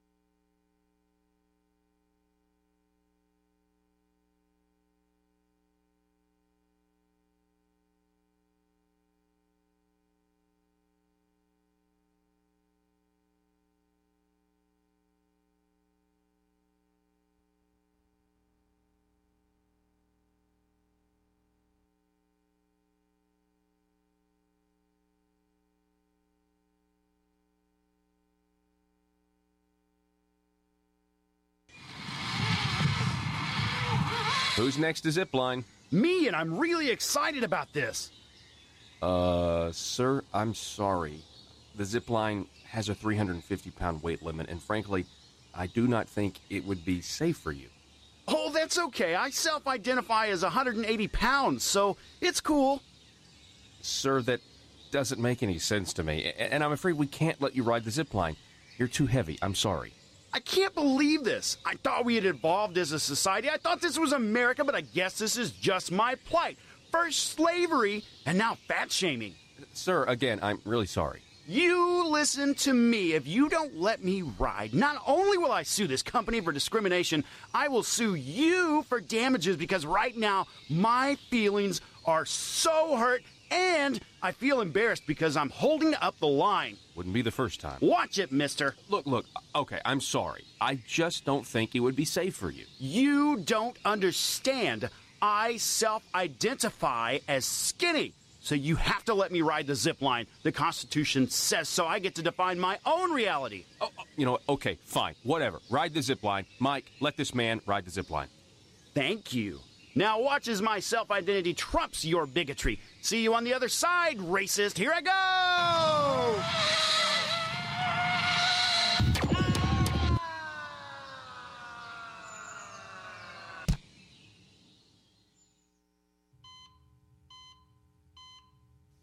Doctor, thank goodness. What's the prognosis? Sir, we've done everything we can, and you only have seconds to live. No, you cannot say that. I do not self-identify as a dead person. PHP Parody.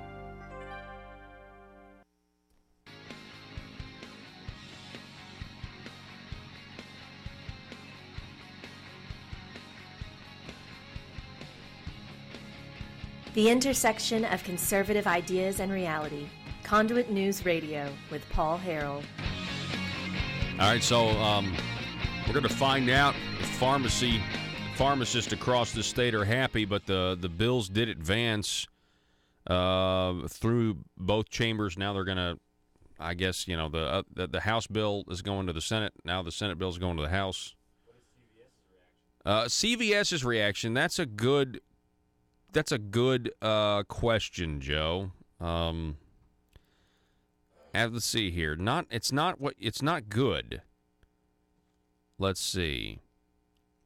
Well, let me just say that we have the insurer's take on this. The Gazette reporting that Derek Smith, a lobbyist for America's health insurance plans, which represents insurers, said the legislation, quote, goes beyond fair and balanced regulation by interjecting the government into the business relationships of competent private parties. Derek, buddy, you're using government money already to do this. Like that's what you just said is happening is already happened. And that's why this legislation is needed.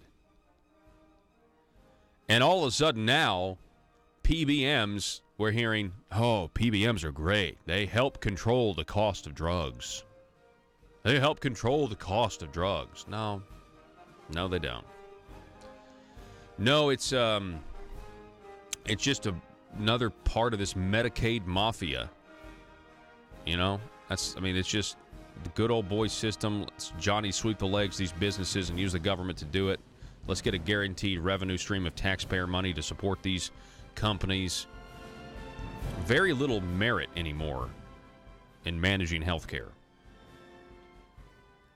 There's a Jan Morgan event coming up. Is that correct? Yes, sir.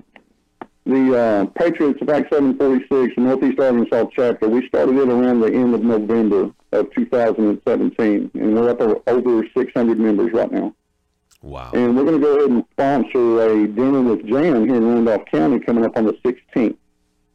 It's going to be in Randolph County. It's Christopher Corp building, and the address is 128 Mockingbird Road, Pocahontas.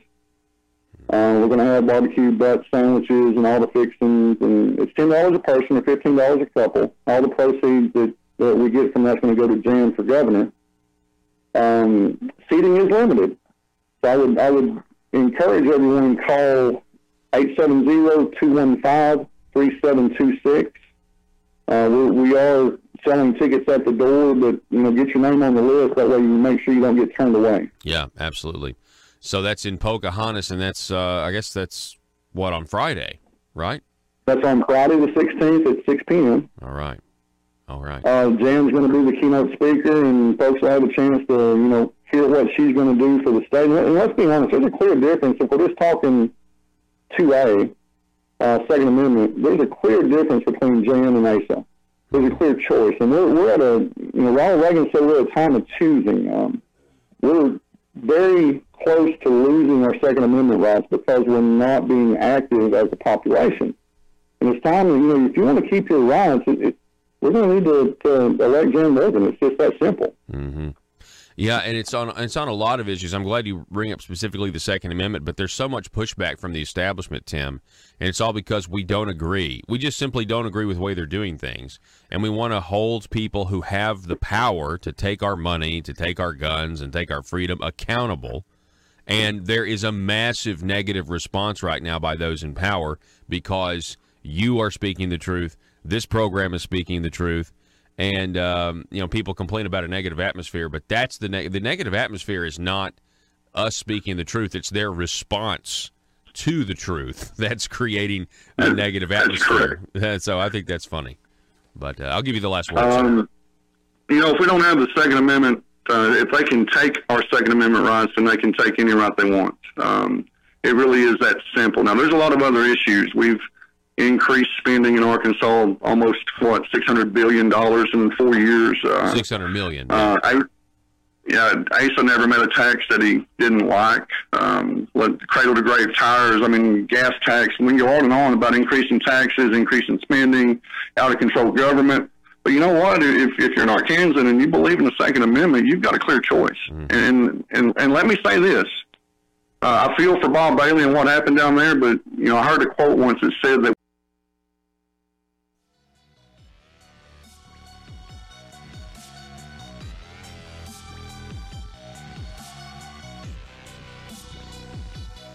Need your daily news fix? Don't forget to tune in to Conduit News Radio with Paul Harrell.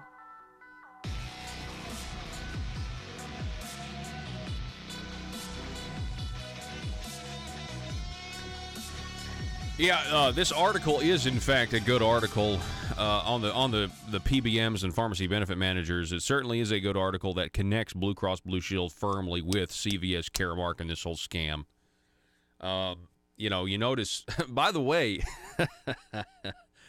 when I use that term, Medicaid mafia, that's really what we have going on here in Arkansas. And if you are following the Rusty Cranford developments, it really is the mafia. He tried to have somebody killed.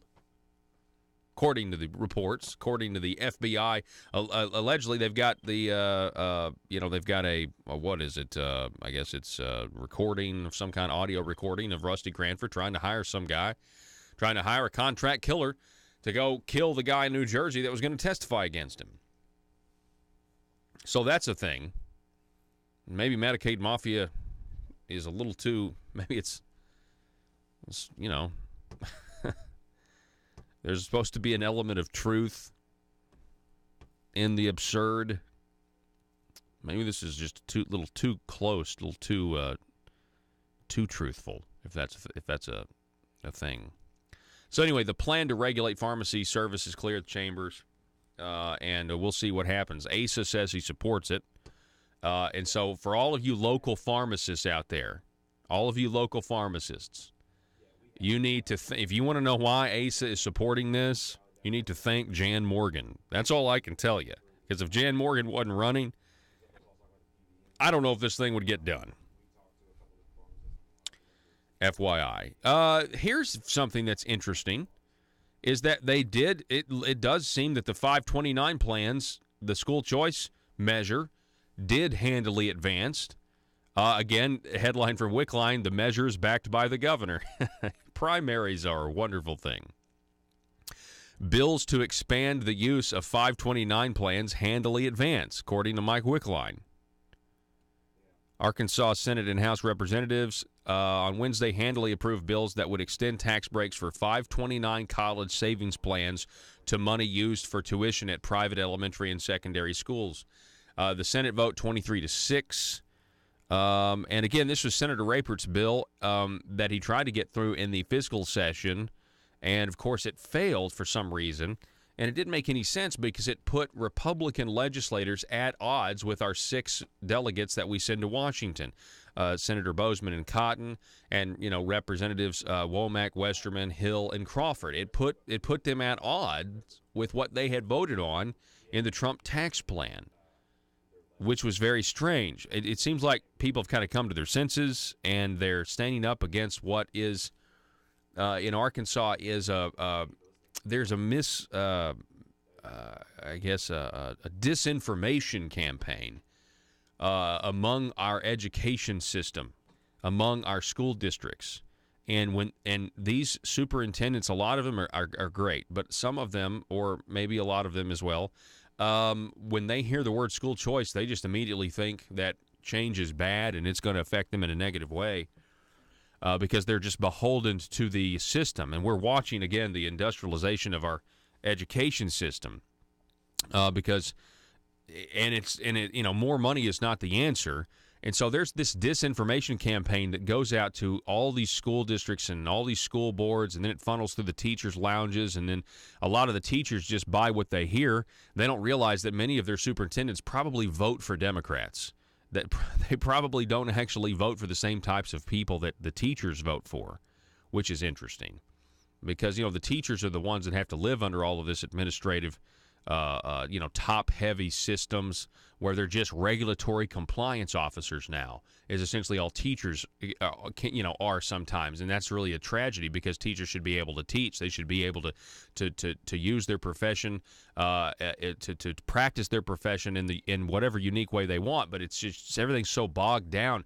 And teachers, you got to understand something. If they could replace you with robots, they would, just so they could monitor exactly what comes out of your mouth, because that's really what they want.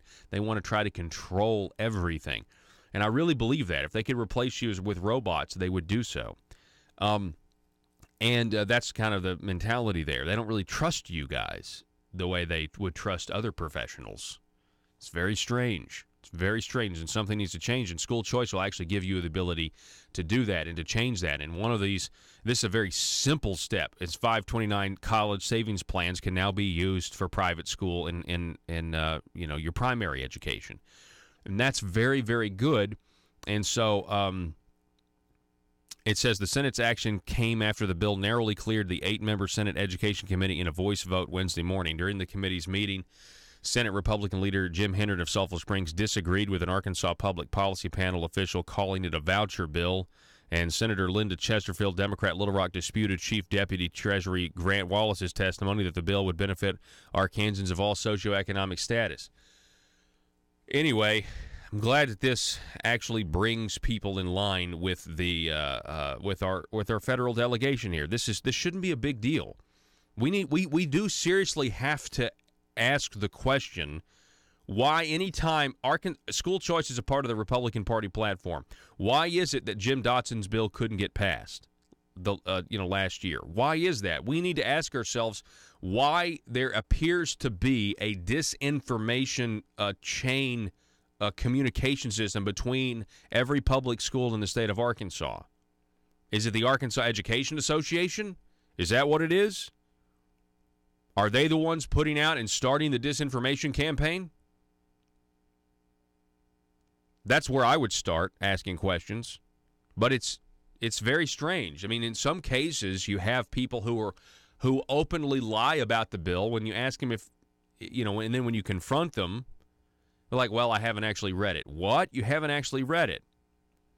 I think there's a lot of professionals today that actually think reading a piece of legislation is complicated and they can't understand it. You should actually just give it a try sometime. It's not complicated. You can do it. You can do it. You can read it for yourself. All right. Let me see here. What else do we have? Oh, this is big. This one is a Tennessee story, but I found it pretty interesting. So FedEx, right? Huge company, and they're based in Memphis, and they have an announcement where they are now going to invest $1 billion to modernize their hub in Memphis. I had no idea. They employ, is this right, 30,000 people in the city? The company employs 30,000 people in the city of Memphis, including 11,000 at the hub alone, and is considered one of the main drivers of its economy. The Memphis hub is the largest sorting facility in the FedEx Express network, processing 47% of total FedEx volume each business day. I mean, it's a huge business, right? It's insane how big it is, right? So they're announcing $1 billion investment. But I want you to scroll down to the bottom of this article because it quotes Tennessee Republican Governor Bill Haslam, whose term limited out. He's not running again. Haslam said the state of Tennessee is not directly contributing money or other financial incentives for the expansion project. Haslam, who is in his 8th term, blah, blah, blah, blah, blah. Can you believe that? Oh, my goodness. The state of Tennessee is not contributing money or other financial incentives for the expansion project. Oh, my goodness. That is heresy here. That is heresy. I mean, how's FedEx supposed to be incentivized to stay in the area if we're not going to give away taxpayer money to FedEx or give them incentives? How's it gonna work? Could it be that Tennessee has a competitive environment, has a better regulatory atmosphere, where the incentives aren't needed for them to invest $1 billion? $1 billion in the city of Memphis. Could it be? It couldn't be the fact that Tennessee has no income tax, right? That couldn't be it.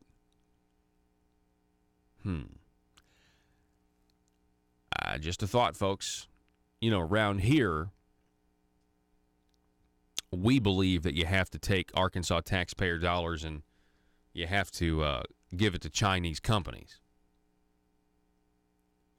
That actually, by the way, they can't stand this. So the governor's comments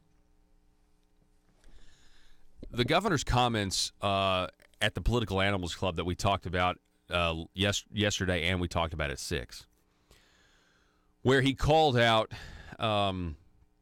Conduit and he called out Joe Maynard, and he said that our policies that they pursue, or that I want to be able to measurably reduce the size of government. Basically said that we want to slow Arkansas's economy, or shut down the government and shut down Arkansas's economic development. I really think it's because we are successfully criticizing Asa Hutchinson's economic development strategy. And when you look at the strategy, it is extremely about him getting the credit in the newspaper first and then spending the money by giving the money to the Chinese business.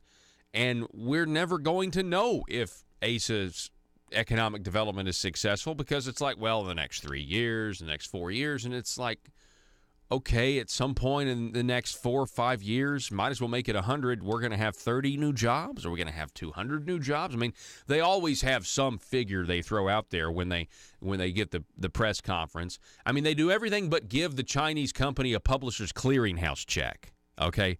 And it's just laughable. This is your economic strategy. And I'm telling you, the first thing that Asa buys when he gives money to any company to get him to move here, but it's been mostly Chinese companies from the Shandong province, the first thing he buys with the money is public positive publicity, because the media just, we're bringing this company in and going to create some jobs. Way to go, Governor. Way to go. Create those jobs.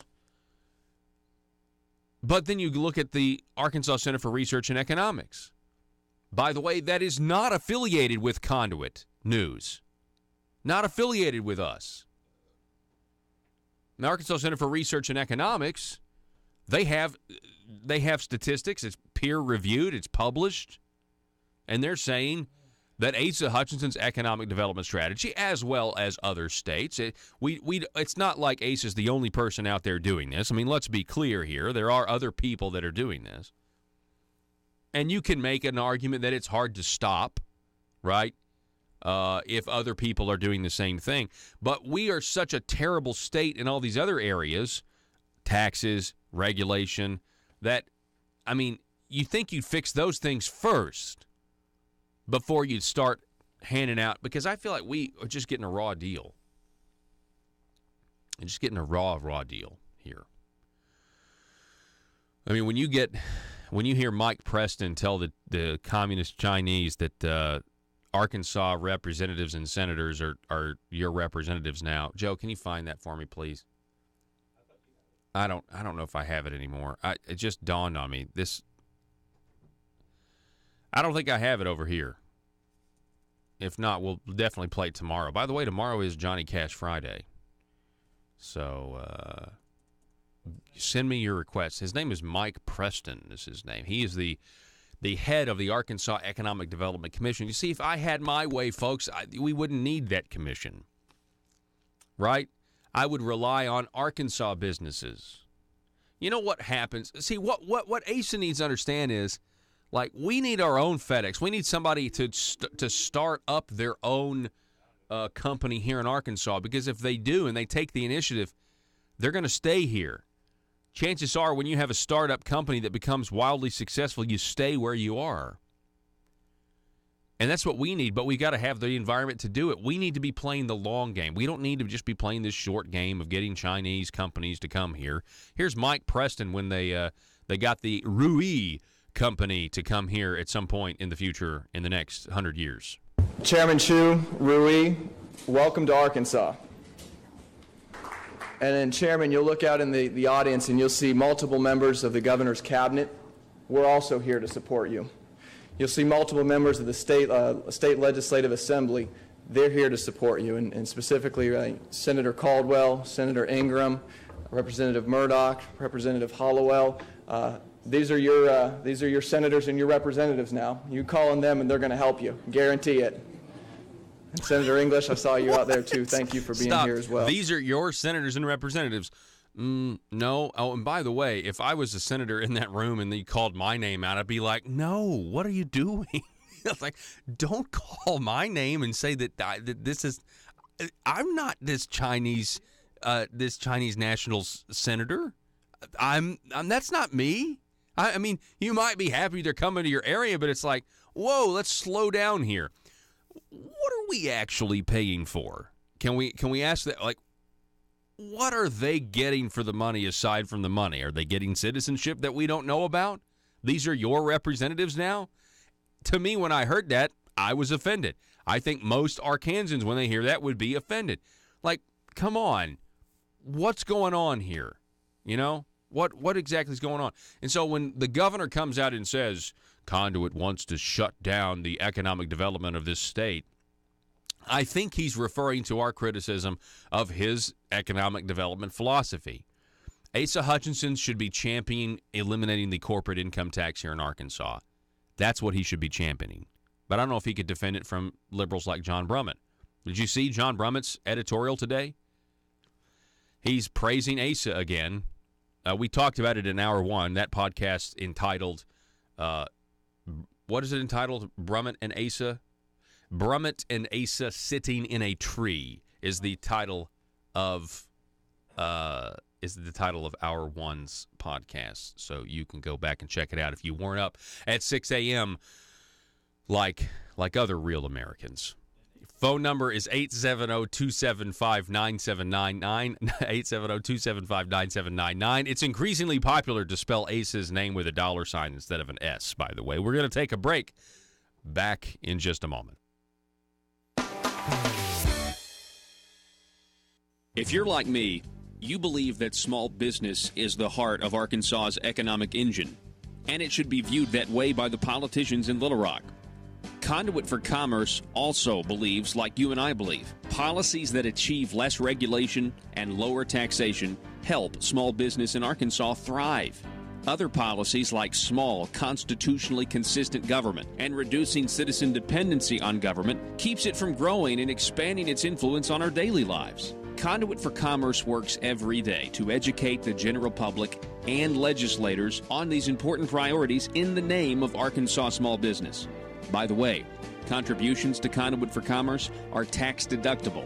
Log on now to conduitforcommerce.org and click on Contact Us on the right side of the page. That's conduitforcommerce.org. Go there now and learn the facts on protecting small business in Arkansas.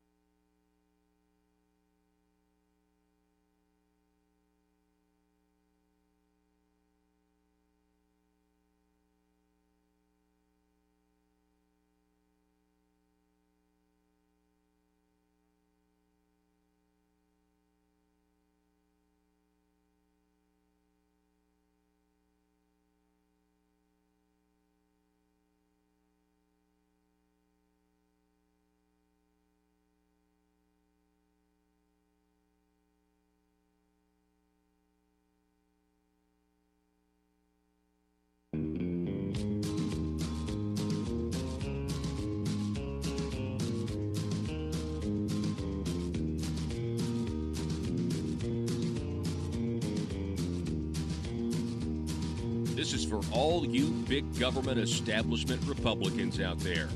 Hope you're listening. I keep a close watch on these votes of mine.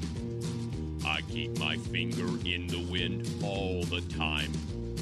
I vote big government, and you will pay with your dime. 'Cause every time I toe the line. You know, there's always an excuse not to shrink government. It's much easier just to toe that line. I find it very easy to be rhino blue. I find I'm not alone when failing to come through. Yes, big government, I'm a fool for you.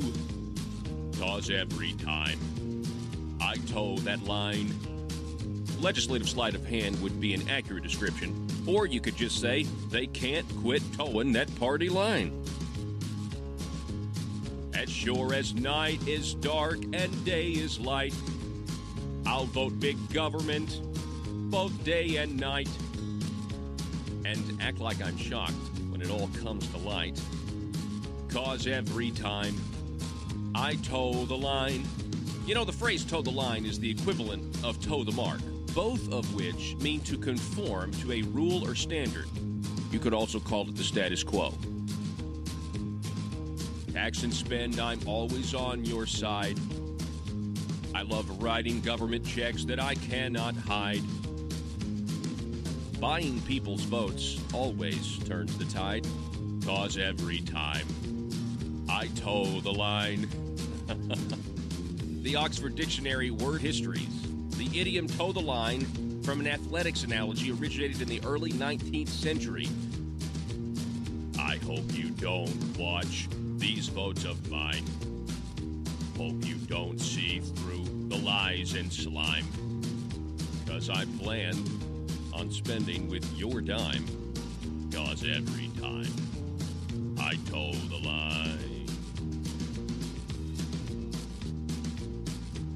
You know, toeing the line is what the folks down in Little Rock call progress. PHP Parody.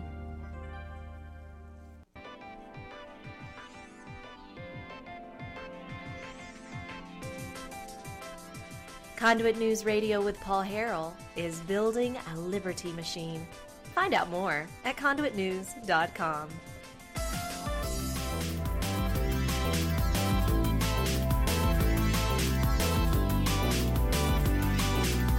All right, tomorrow, again, is, right, today's Thursday, so tomorrow is Johnny Cash Friday. That's why we gave you a little preview there, although you actually get to hear Johnny Cash, not my parody of it. So you can feel free to give me your requests all day today. Think about it today, though. Tomorrow, it's tough. Once we program our stuff into the system every day, I mean, we can go back and change it, but it ends up being just a little bit. I mean, we've got so much stuff going on. It's a pain to go back and change it because we got to, anyway. I mean, yeah, pain point politics. That's exactly right, Joe. That's exactly right. So give me your requests now. You can text them, 870-275-9799. Now, the other thing is you kind of got to commit to listen to the 2 hours of the show because, I mean, if we get all, I can't necessarily, I don't know when all of you are listening, so maybe you want to hear it. Anyway, just let me know what you want me to play. I want to make a request. Okay. Yes, Joe. I want to listen to Patriot Song tomorrow. I like that song. Patriot Song. Is that the one? I'm a wag. I'm a that's what I was about to say. Flag waving patriotic nephew of my Uncle Sam, a rough riding fighting Yankee man. Yeah, that one's a good. Yeah. All right. That's number one. So the first song around 6:20 tomorrow. 6:20 tomorrow. Is not to disgrace Johnny Cash. Now I want to make a parody where I say I'm a wag flavin' patriot. A wag flavin'. That's what I said. That's what when I started saying it. That's what I said. Just the words got mixed up in my head. Folks, you can get this broadcast and others like it over at conduitnews.com. That's conduitnews.com. Video, audio podcast. We're on iTunes. We're on SoundCloud. We're on live stream. We're on YouTube. Go subscribe to the YouTube page so you'll get notified when we give the shorter clips because the full 2-hour broadcast is on YouTube right now, right? Conduit News. Conduit News. If you go there and subscribe, you'll also get notifications when we put out the 5-minute clips or just the interviews, and those are really easy. So if you want to get involved in spreading the information that you hear on this program to other people because it's the truth, because it is, those smaller YouTube videos are beneficial so you can share them on your Facebook page or you can share them with your friends or your family or everyone in your sphere of influence. That's how the truth is going to start to really multiply. This program and Conduit News is taking a lot of hits all of a sudden. It's really strange. If you look at, senators, you look at, it started last year when we were accused of not having any integrity by one senator. Now we've got, that was Senator Bart Hester. Now we've got John Cooper saying what he's saying. Now we have the governor himself at the Political Animals Club openly calling us out. It's interesting, and it has to do with the fact that more and more people, they obviously think they're vulnerable. We've got the governor doing telephone calls, asking them what local talk radio hosts they listen to when they listen to talk radio. And so there's something weird going on. I don't know if Asa thinks he's vulnerable. I don't know what's going on specifically, but I do know this program is poking a bear, I guess. I mean, we're just kind of looking at the stone feet of this giant establishment statue. You know what I'm saying? And so that is happening because of you. Do not be discouraged. We, meaning you and me, we are building a liberty machine. We need more listeners. Please help us do that. Find out more, conduitnews.com. Or go to facebook.com/Conduit News. Also, subscribe to that YouTube page. Right, Joe? Tomorrow's Johnny Cash Friday. I hope everybody has a great day today. We'll see you back here tomorrow morning. Arkansas, be safe.